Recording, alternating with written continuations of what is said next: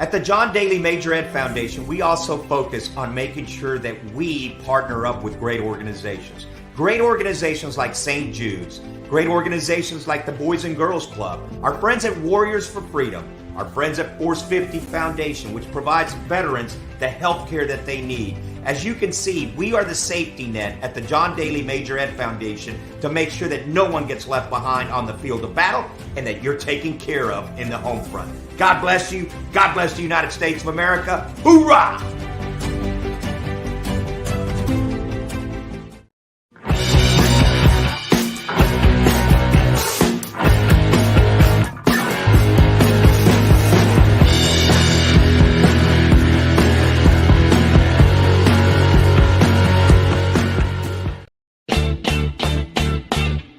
Having a corporate or charity golf event? Backswing Golf Events can supply your tournament with personable, professional golfers to entertain and fundraise on the golf course.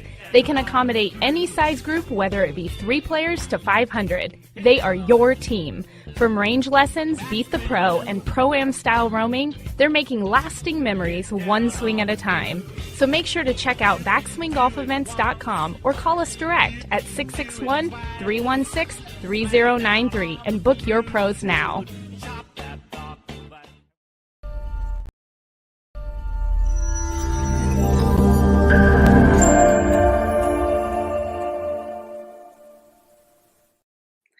Good afternoon, everyone, and welcome to On Par with Amanda. It has been a couple weeks, and there has been a lot going on. I think Mr. One of them, Bill Biggs, somebody's joining me today. Me! It's always a roll of the dice. I never knew who's coming in. They just tell me on the back end. There you got go. a partner.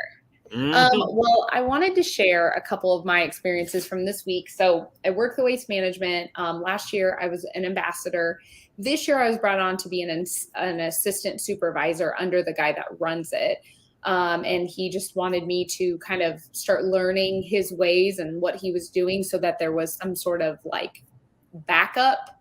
And so I kind of shadowed him, and we get to Saturday, and which is the craziest, busiest day. And we take all the medical calls, and then we take the information if there's a medical or like this guy needs to be thrown out or whatever an issue is. A player says, hey, I don't want that guy in the crowd.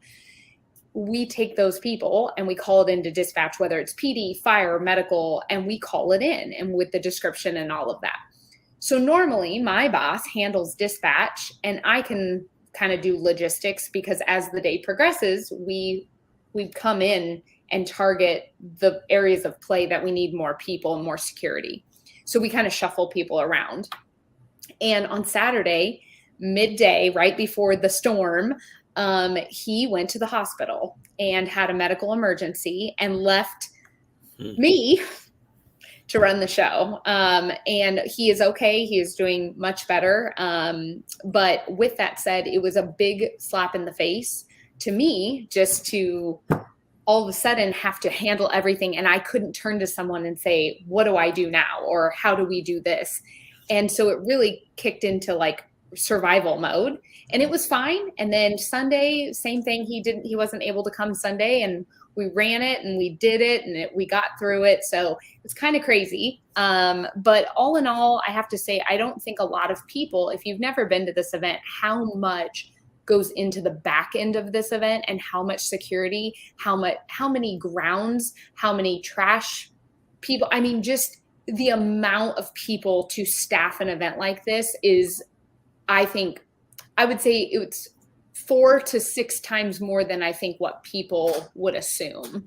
Mm-hmm. So we all have radios, we can all communicate with one another, but it's pretty incredible, the resources and the staffing they put into it. So I just have to run an event that big and to promote as much alcohol sales. I think it was funny because I think Saturday, before the day had ended, there were capped at 300,000 on Saturday. We were already by like 3 p.m. we had hit 750,000 beers sold for 300,000 people. So that's an average of 3 per person ish, 3 to 4. and some people don't drink or their kids or whatever. So these people are having 5 to 10 beers out on the golf course. Fun. So yeah, which that's Mhm. what the waste management is. Get wasted. It's the wasted open. It is. And while I love it and I think it's a really cool atmosphere that they've created, I will say that if you've never been to a golf tournament in general, a lot of people come to this for the first time and they think all golf events are this way. And it's not even close. This is so far out of the norm. So it's kind of tough because you see people that go there, they're able to hold signs up, they're able to do all these things and yell out and scream obscenities. And I mean, within reason, but it's just amazing how much. Now, Bill, have you ever been to the waste management in person? Not yet. No. Not yet. It's coming. It's coming. Billy's coming to town. Yes. Well, be careful because I might put you to work if you come out here. That's okay. I'd have fun. When I do go, I want to maximize my experience there.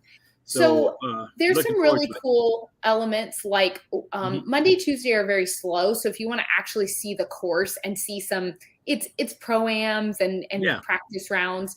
Wednesday is the full-on practice or a celebrity pro-am. And that's really a cool thing if you can go to 16 on that day because it's a little more mellow, but they have the DJ out there. They are, throwing stuff and it's wild on Wednesday. And then Thursday through Sunday, you have normal play, but 16 is unlike anything you've ever experienced. Yeah. I'm looking forward to hanging out on 16. Good. Well, I might know a person that can get you in. All right. I'm going to be looking for that person. Yeah. Especially when she's going to be the boss. The boss of the boss. The boss of the boss. I don't know if that's a good thing or a bad thing. No, but I do enjoy it. And it's a really cool look. Like I said, it made me appreciate just how much staffing goes into an event this big and as safe as it. Yeah, we have medical calls come in, of course. And unfortunately, there are some things, but really in the grand scheme of things, they keep things very safe for as many people as they're trying to, conglomerate in one spot. I will say that I had a little accident with a golf cart. I was not driving, so let's be very clear. Oh, okay. So you didn't have the accident. I was involved in the accident. Okay. I was in a 6-seater passenger cart. I was in the middle row, and person that was driving decided instead of swinging out and then coming up the hill straight, it's kind of a steep hill, he was just kind of going to go for it on an angle. And not a smart idea. Flipped over.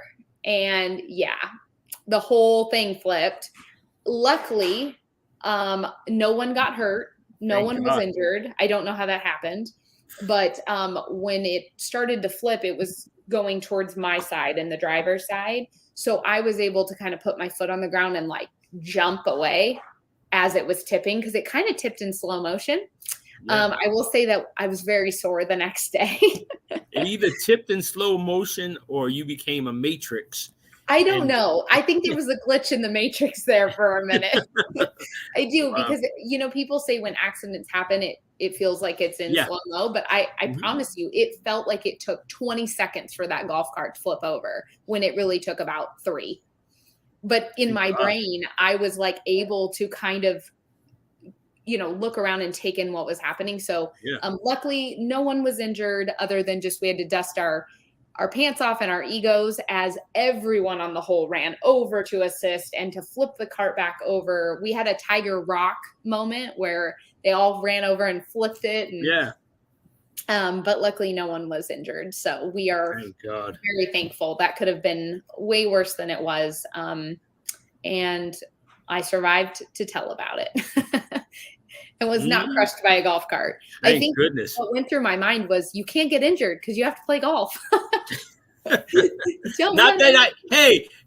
you meant to say was, I can't get injured. I have to go home to my husband. I know. He's missing me. Yeah, I said my husband's not going to let me come do this if I come home with a broken leg and a bum shoulder. So no, it was really just a tremendous week, tremendous experience, and I'm exhausted and a lot of people are like, why do you do that to yourself? Because it's a lot. It is. It's long days. It's cold.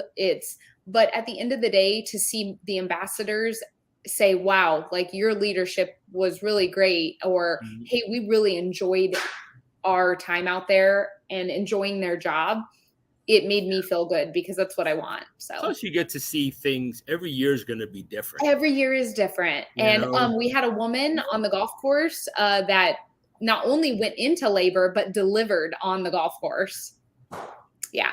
Wow. Yeah. So if you haven't seen that, I'm sure I didn't hear about that. I mean, I knew about the alleged. Do they call them streakers, even though they have clothes? They called him a streaker, but I will say he was clothed. I mean, he wasn't indecent. So yeah, no, I saw that. It almost looked like he was wearing a bra too. He had on tape on it. He took like medical tape and spelled out the 19th hole on his back. In medical tape. So it kind of looked like he had a backpack on. Yeah, it looked like he had something weird around him, like he was wearing some crazy stuff. I mean, at the end of the day, like he wasn't harming anyone. Like, it was funny because the police waited on him. He pointed at the police like, hey, I'm coming to you. Yeah, don't worry. They showed at least 4 separate ones. They showed them in blues, and then they showed some guys in brown uniforms that were waiting, because he kept going. He kept going in that water. He just kept going, and the poor guy like kind of got tired mid-swim and then started like doggy paddling. But the cops, I might have a different outlook than other people, because I understand on the golfer side, I would be really upset if that cost me 1 stroke because he held up play. He did hold up play. Yeah, and absolutely. 1 stroke is the difference is $1 million difference when you get up to the top. Yep. So, I mean, I understand that part, but at the same time, we all know this event. He wasn't harming anyone. And, but the police, of course, have to make a show and like slam him to the ground and like, they didn't show that on the internet. I didn't see that part. They did. They like slammed him on his stomach down to the ground and handcuffed him. Like he was coming to you. You could have just handcuffed him. He wasn't resisting arrest. Yeah. He knew. And they ushered him out, and he got somebody upset. I know. And at the end of the day, like he's a young kid. I'm sure he got paid by his friends to go do it and things like that. He'll probably spend it on bail, but yeah. But at the same time, like, as long as I guess you're not running for mayor down the road or something crazy, even then he might get extra votes for that. Maybe. You never know. For some creativity. So it was a really great experience, and I look forward to showing you the ropes over here, Mr. Cuevas. Yes. But yeah, so we'll have to get you and Biggs out here and have a party. Yes. On the 16th hole. I'm ready. Sign me up. I know, I'm sure. Well, we will continue chatting about play from the waste management, I'm sure in the roundtable. And guys, thank you so much. We've been gone for a couple weeks. Always great. Make sure to write in. I'm A. Robertson Golf on Instagram. And until then, keep swinging for par.